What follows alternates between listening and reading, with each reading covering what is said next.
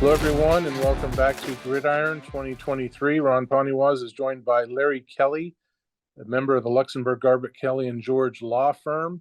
He is the Shenango varsity baseball coach, and he also joins us weekly here on Gridiron. Larry Kelly, welcome aboard. The new improved Gridiron, now that the director of the Groove Ship has instituted some really good music to get it started. So the new and improved Gridiron. New and improved. All right, this is why we call him the professor. He's going to teach us how to refer to it now as the I'm not so sure I can teach you anything, but like everybody else, I have a few opinions, but everybody has those. So I'm not so sure what it's worth, but we try to make it entertaining, do we not? Yeah, we have opinions, and those are like a couple other places on our body. Everybody's got them, Larry. This is a PG show, so please, Mr. Poniewasz, please, let's keep it that. I could have been referring to noses and ears. You never know. Well, you could have, but I'm guessing you weren't. All right. First off, our first segment will be Athlete of the Week. This young quarterback had quite a performance last week. Our second topic will be we'll associate it a little bit with high school football. I mean, the lead into it will be professional, but naturally it associates with high school football. And then our third segment will be our schedule portion of the broadcast. So first off, the Athlete of the Week is Ellwood City Lincoln's Christopher Smiley, 6 foot, 160-pound junior quarterback for Ellwood City Lincoln. He was 14 of 26 last week for 213 yards, 3 touchdowns, and an interception. He also had a rushing touchdown in a 34-14 win over Freedom, Larry. And his scoring tosses went of 21, 26, and 28 yards in that win over the Bulldogs. Can we get him signed up to play for the Pittsburgh Steelers?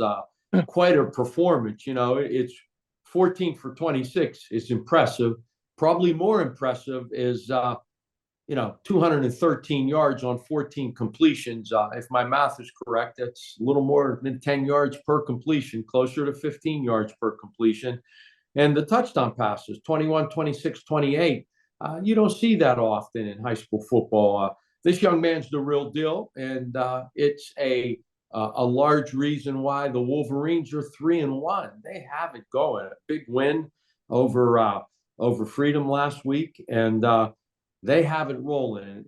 And Christopher Smiley is a big reason why they have it really moving in the right direction down in Ellwood City. Yeah, I believe it was 7-7 at the half, maybe 14-7 Ellwood at the half. So they really kicked it into gear in the second half. And from reading the Athlete of the Week story, Dan Bradley said there were a couple of drops in that game where Christopher Smiley would have had even more passing yards and a better completion percentage. So he's really playing very well for the Wolverines, who last year were a young team getting their legs under them, and this year it's kind of paying dividends of them getting experience last year. Nothing succeeds like success. I've been coaching for 25 years, and one of the things that I always try to do is get the young men or women that I'm coaching to believe. Once they believe, once you get them to believe that they're good and there's nothing they can't accomplish, then oftentimes they accomplish great things. My dad used to tell me, life is a self-fulfilling prophecy. If you believe you can, you will. And if you believe you can't, you won't. And the Ellwood City Wolverines believe. And they're getting it done. And as I said, 14 completions for 213 yards, that's 15 yards of completion. That's pretty impressive at the high school level. This young man is very deserving of Athlete of the Week. Mm-hmm. On the season, Smiley is 41 of 77 through the air for 558 yards, 6 touchdowns, 2 interceptions. He also has 4 rushing touchdowns as well. So he can get it done with his arm or his legs. He's a dual threat. And I believe that's important in high school football. If you look at the teams that go deep into the playoffs, normally they have a quarterback who can not only sling it, but who can use their legs to create points and create first downs and create yardage. And this young man can do both. He's a player. And again, he's a big reason why he's not the only reason, but he's a big reason why Ellwood City is 3-1. Yeah, and Ellwood City this week hosts Western Beaver in the Midwestern Athletic Conference matchup. Western Beaver comes in 0-1, 1-3 overall, and Ellwood City is 1-0 and 3-1. We'll talk more about that game in our scheduled portion of the broadcast. But Larry, you got to have a good quarterback to succeed. You got to have somebody under center that knows what they're doing and can run the offense. And apparently Ellwood's got that. It's a key position. The point guard in basketball, the pitcher in baseball, those are the guys they're the straws that stir the drink. And, without one, it's very difficult to reach the type of success that you're looking for in either of those three sports that I just mentioned. So Chris Smiley, only a junior, he's probably going to get bigger and stronger by the time he's a senior. And again, if you look at his statistics, he's averaging almost 15 yards of completion. And I think that's rather impressive at the high school level. Sure. So being that you mentioned Christopher Smiley and the Steelers in the same breath, you got two camps. One camp is Camp Fire Matt Canada, and the other camp is Camp Bench Kenny Pickett. So apparently, since you want Christopher Smiley on the Steelers, you are waving the flag for Matt Canada to stay on. Is that what we're hearing? No, I'm a Kenny Pickett fan. Okay. He's a Pitt guy, and I'm a Kenny Pickett fan. But look, it's probably a combination of both.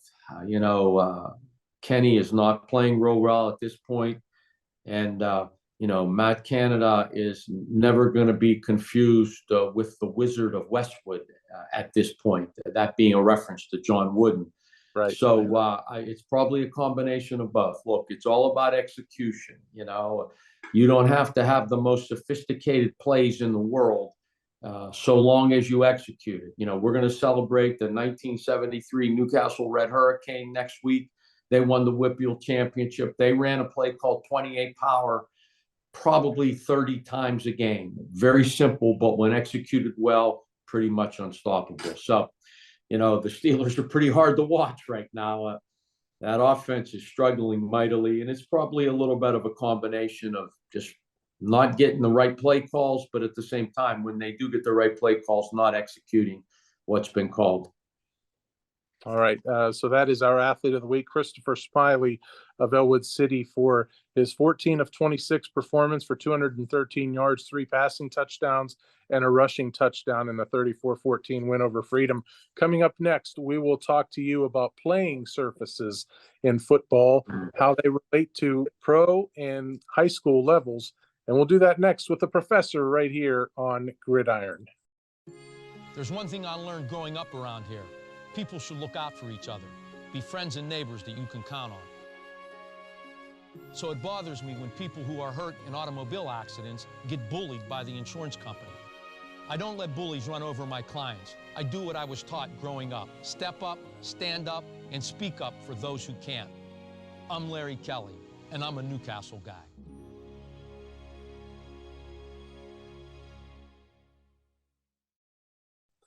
We're back with you here on Gridiron. I'm Ron Poniewasz and joined by Larry Kelly, and this is our secondary topic of our segment.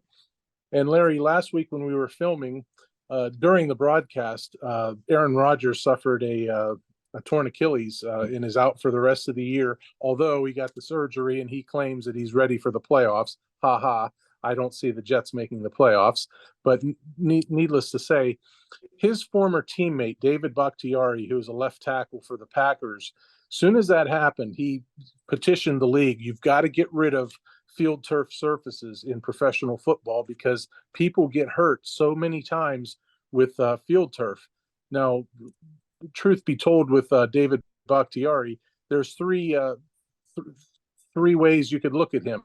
He's either questionable, he's out, or who the bleep knows what his status is because of injury. So he's not one that you can count on, even though he's a 5-time All-Pro in the NFL. Now, the reason why we mention this is he's campaigning for field turf surfaces to be taken out of the NFL. We have five of the 8 schools in Lawrence County has field turf. Larry Kelly, if they get rid of field turf in the NFL because of this, because of millionaires, not wanting to run the risk of injuries, how about the high school kids?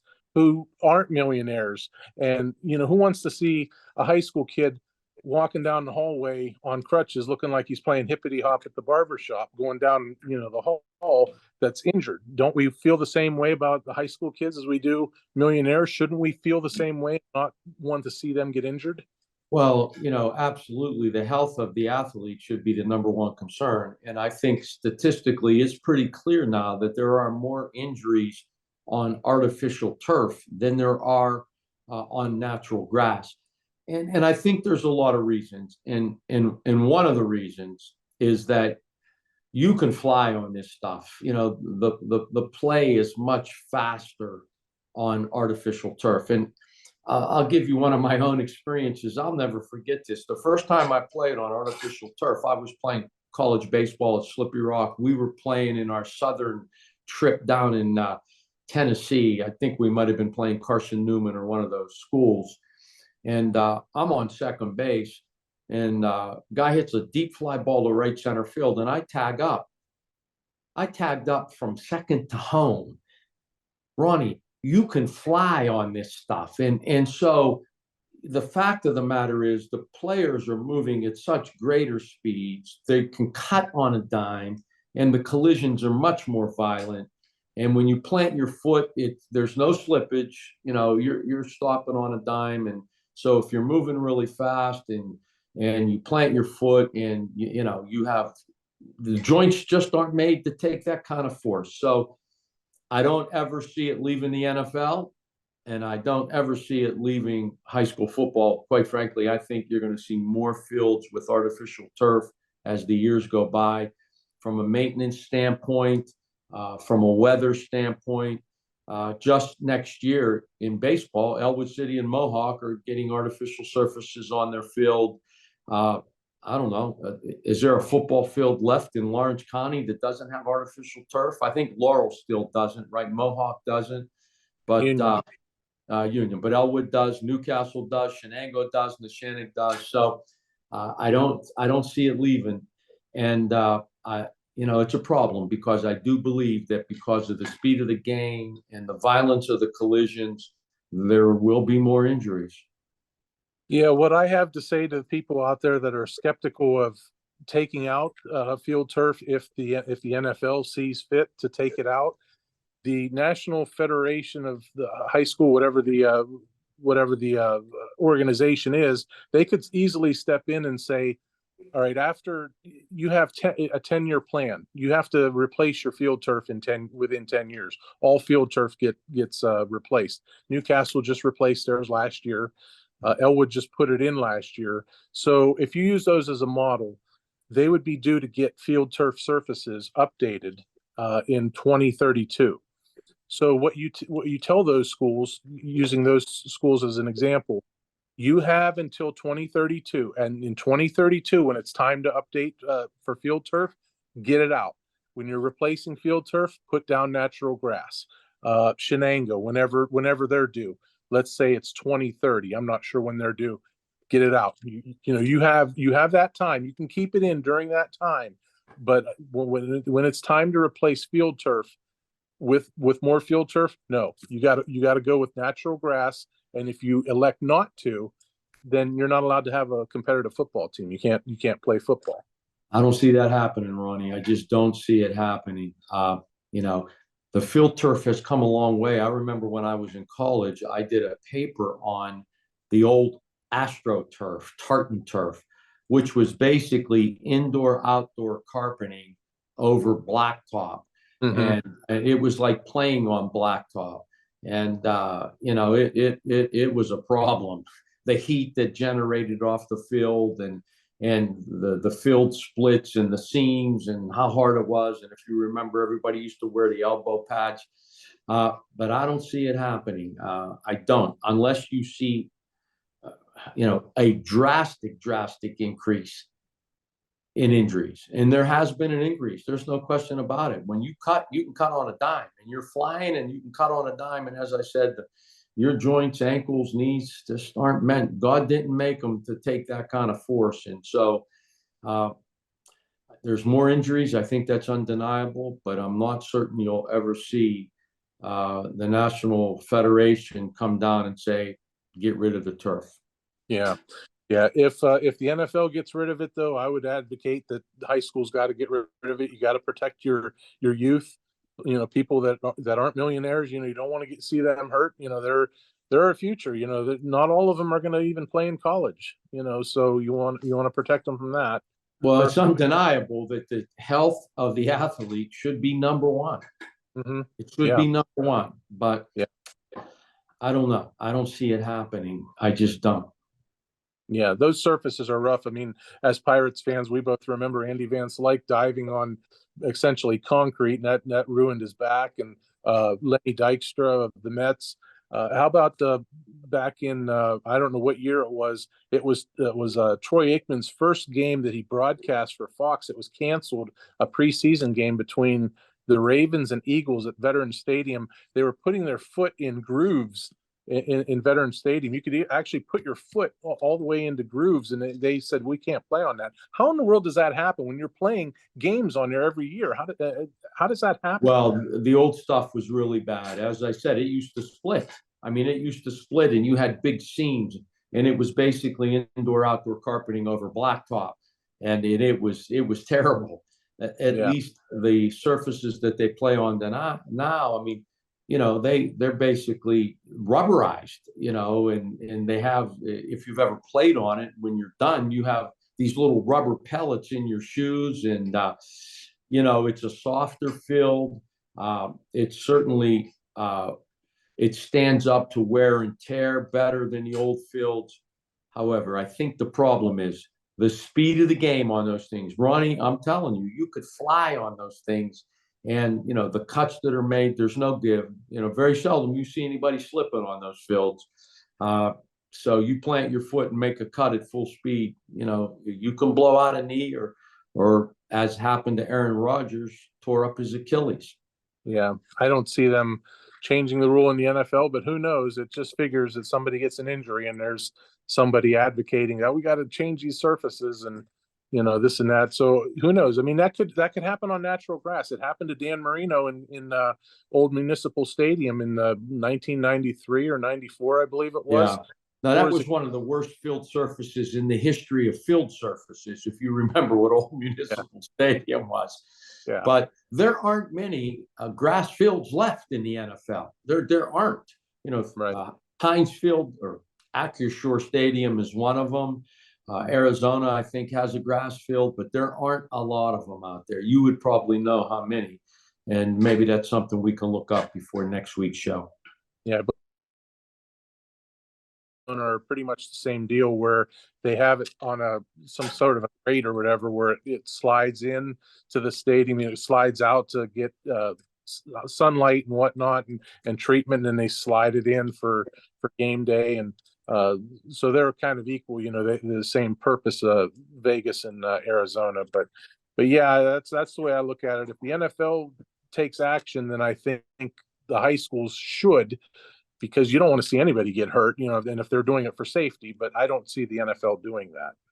No, I just don't. I don't see the NFL definitely doing it, and they have the money to do it. They have the money. They could do it if they wanted to. A lot of times, it would be in a very expensive proposition. We just at Shenango High School's baseball field, we had our. You want to take that? No, it's not for me. I don't know who it is. We just had our field resurfaced at Shenango, and it's a natural surface. $25,000 was the cost.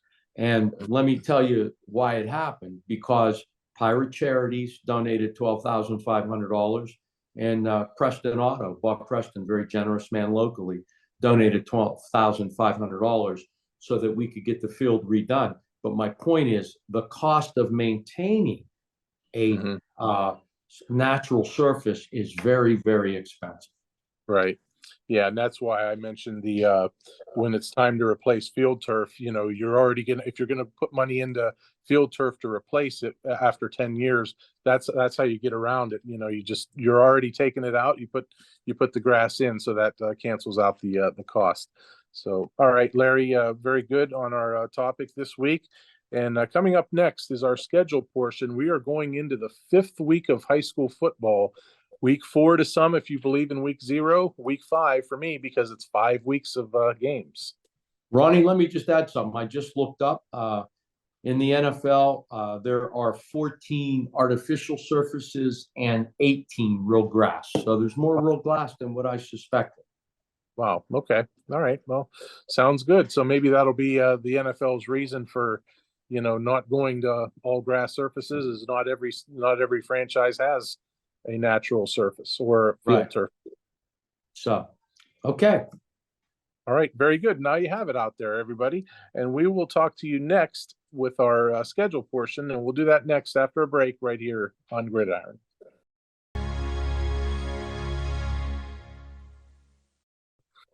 We're back with you to close up shop this week with our schedule portion of the broadcast. And for the first time this year, we have all the games played on Friday night. There are no Thursday games. There are no Saturday games. These all are universal games in terms of 7 p.m. and Friday night. First off, Newcastle 0-1 in Parkway, 0-4 overall at Central Valley, which is 1-0 in Parkway and 3-1 overall. And Central Valley is among the teams to watch in terms of the state poll, as recognized by the Patriot News of Harrisburg. So Newcastle's got quite a challenge this week, Larry. Yeah, it's going to be a tough game. They had a tough sled against West Allegheny last week. They had 5 turnovers, and they only rushed the ball for 56 yards. They gave up 313 on the ground to West A. Central Valley's is a very similar team to West A, maybe even a little bit better. So it's going to be a tough sled for the Red Hurricane this week. Yeah, Union 1-0 in conference play, 3-1 overall at Laurel. This is Laurel's first conference game, and 1-3 overall. These teams played 2 classic games last year. Laurel won the regular season battle in overtime, and Union won the rematch 30-28 in the quarterfinals of the WPIL playoffs. What are your thoughts on this game? Yeah, well, listen, Laurel's playing a lot of young guys. I've said that time and time again, as Coach Cooper has indicated. They got beat 27-0 last week to Berlin Brothers. They only rushed it for 110 yards. I mean, that's their staple. So if they're going to beat Union this week, they're going to need to rush the ball. They're going to need to run the ball like Laurel runs the ball. Again, it's going to be a tough game because Union has many of the same guys back that played in the Whitfield Championship game and won the Whitfield Championship game. So, yeah, Union's tough. It's going to be a good game because they know each other well. But the Scotties, they're a good football team. Yeah, Laurel's opponent last week, as you mentioned, Berlin Brothers Valley. I believe they're ranked 10th in their respective classification. I believe 2A is what Berlin Brothers Valley is in, but they're ranked 10th in the state poll. So they played a really good opponent last week. They certainly didn't play an also-ran for sure. No. All right. New Brighton 0-1 in the Midwestern Athletic Conference, 0-4 overall at Mohawk, which is 1-0 in conference, 3-1 overall. The Warriors just keep it going. They do it through the air, on the ground. They're a machine, and I expect Mohawk to win this one handily in mercy rule fashion. Let me tell you another thing that Mohawk does, and we don't give this young man a shout out. They got a kicker named Josh Wilkins, who kicked a 37-yard field goal last week and was 6 for 6 on PAT conversions. This young man made a couple big kicks last year, as I recall. And I'm going to tell you something. When you have a good football team, and we obviously know Mohawk is good, but you have a kicker who at the end of the game, if you need 3 points, can get it done for you. Or at the end of the game, to clinch the win, you need an extra point to be made. Mohawk has the guy. This Josh Wilkins is the real deal and had a great game last week. 6 for 6 on extra points, 37-yard field goal. So I want to give a shout out to Josh Wilkins. Now, of course, Jay Rono was 15 for 19, 193 yards, 4 touchdown passes, and ran for 1. So, he's the straw that stirs the drink for the Warriors. But I like Josh Wilkins. He adds to the might I say greatness of this Mohawk football team. Right. Okay, and Neshannock 1-0 in the MAC, 3-1 overall at Beaver Falls, which is also 1-0 in league and 2-2 overall. So this is a big showdown, a big test for the Lancers, and they're doing it on the road at Geneva College. Yeah, well, they had a big test last week. That game against Western Beaver was a really, really good game. Western Beaver got a chance to win the game at the end, 2-point conversion. They fumbled the ball, but, hey, Neshannock stood tall. They did what they had to do. It was a little unusual game for Neshannock. Western Beaver had 18 first downs, and Neshannock only has 11. Neshannock ran the balls. They always do for 196 yards. However, they gave up 304 yards through the air. And, Matt Mangino told me Western Beaver had some really good athletes at the wideout position. Well, Beaver Falls has them too. So if the Lancers are going to take care of business this week, they're going to have to defend the pass a little better than they did last week. But, they're tough. Anthony Aiken, again, 2 touchdowns, 130 yards on the ground. So this should be a really good game. It might actually be the game of the week. Yeah. Were you surprised when you heard that Western Beaver went for 2 in that situation, down 1 point? I don't know what the situation was. Maybe the coach didn't have a lot of confidence in his kicker, or maybe his team was exhausted in overtime, wasn't something that he thought he could be successful in. Maybe the kicker was hurt. Hey, no, listen, when you're on the road and you got a chance to win it one play, and you have apparently the wideouts, according to Coach Mangino, were really tall, strong, athletic kids. Maybe the play was to throw a fade to one of those guys and let it be a jump ball. And so, no, I'm not surprised. The coach knew why he did it. And, only he knows why he did it. There's a lot of factors that go into those decisions. Not sure about their kicker and their confidence in the kicker, but there was a minute 55 remaining in the game. And for me, outside of the kicker and the confidence and that sort of thing, that's way too much time to go for 2 in the lead, because you've got almost 2 minutes to go. You go for 1, you tie it, because, okay, you go for 2. Let's say you make it. They still got almost 2 minutes to go. You still might lose. You might. Yeah, you might. Yeah, you might. It's debatable. Listen, I'm not arguing with you. There's a lot of factors that go into that. Maybe Right. His team was fatigued. Maybe his kicker was hurt. I don't know. How did they do on PATs before that? Were they successful? Every chance? I can't remember in looking at the stat sheet as to whether or not, the kicker was successful. So you just don't know. There's a lot of factors that go into those decisions. And once you make it, you can't second guess it. Listen, I've coached baseball. I've coached basketball. You play to win. You play when you got a chance to win. You play to win.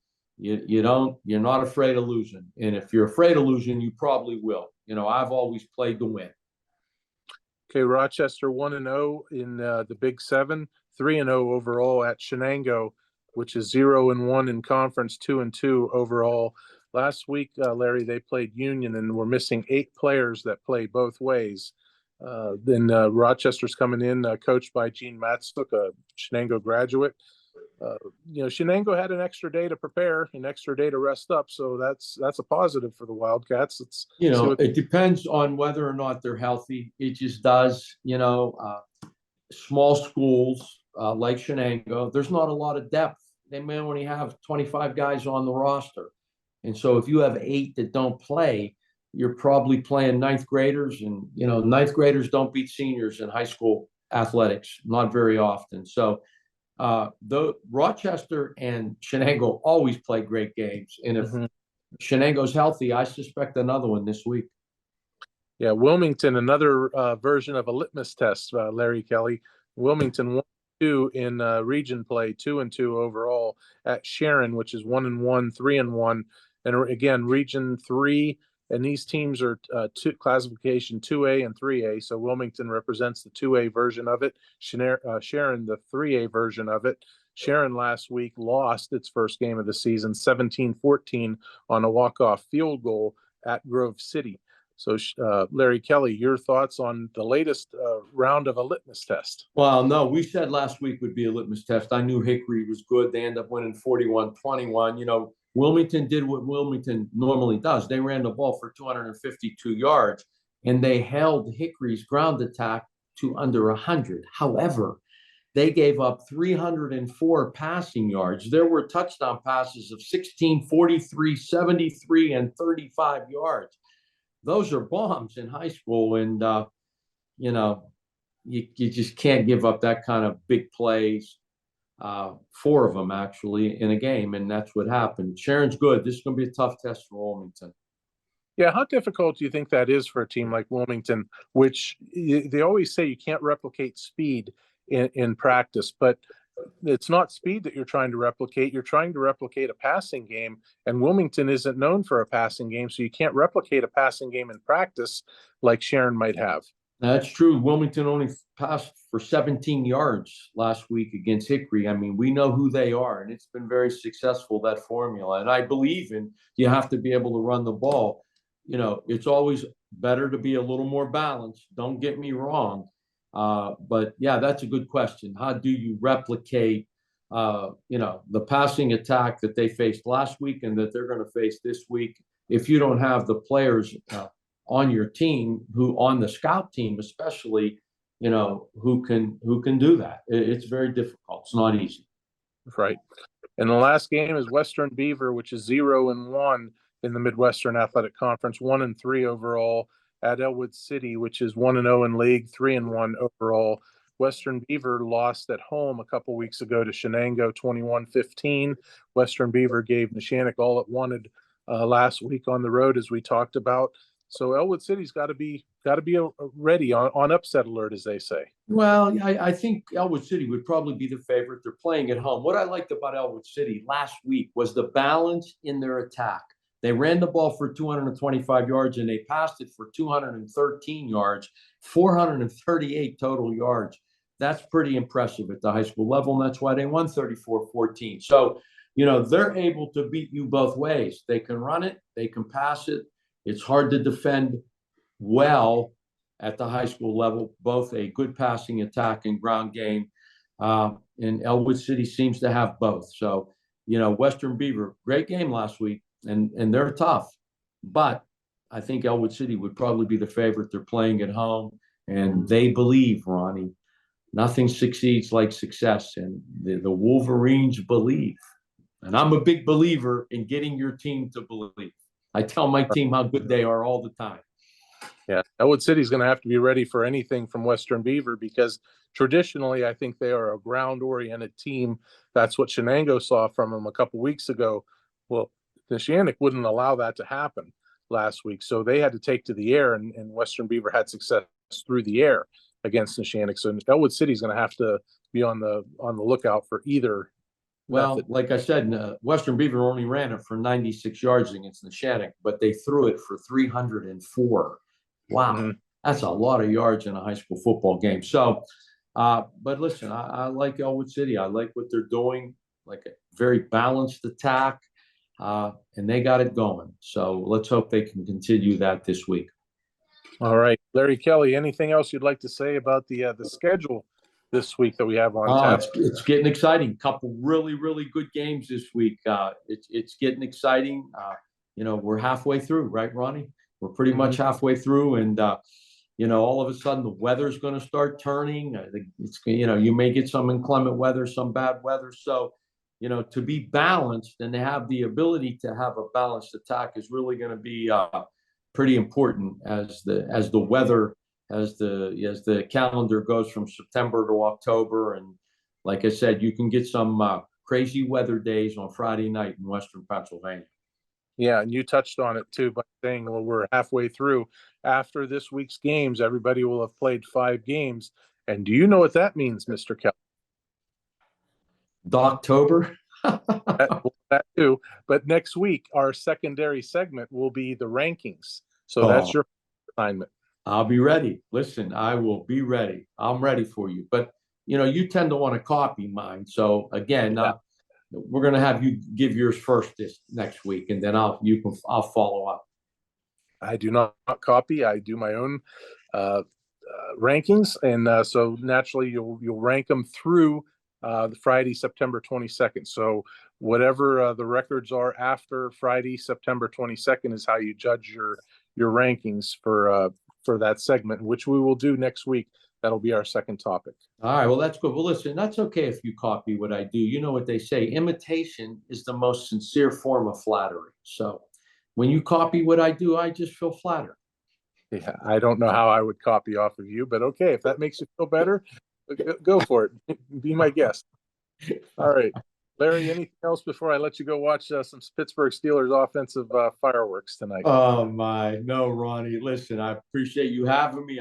It's enjoyable to do this. I'm glad that LGKG were able to do this for the young men in our community. I think they look forward to listening to it and hearing what we have to say. And we have some great athletes, some great coaches, some great schools in Lawrence County. So I'm glad we're able to do it. All right. We appreciate the support from LGKG and the sponsorship. And everybody out there, enjoy the games, stay healthy, and out there, all the football players. And we'll see you back here next week right here on Gridiron.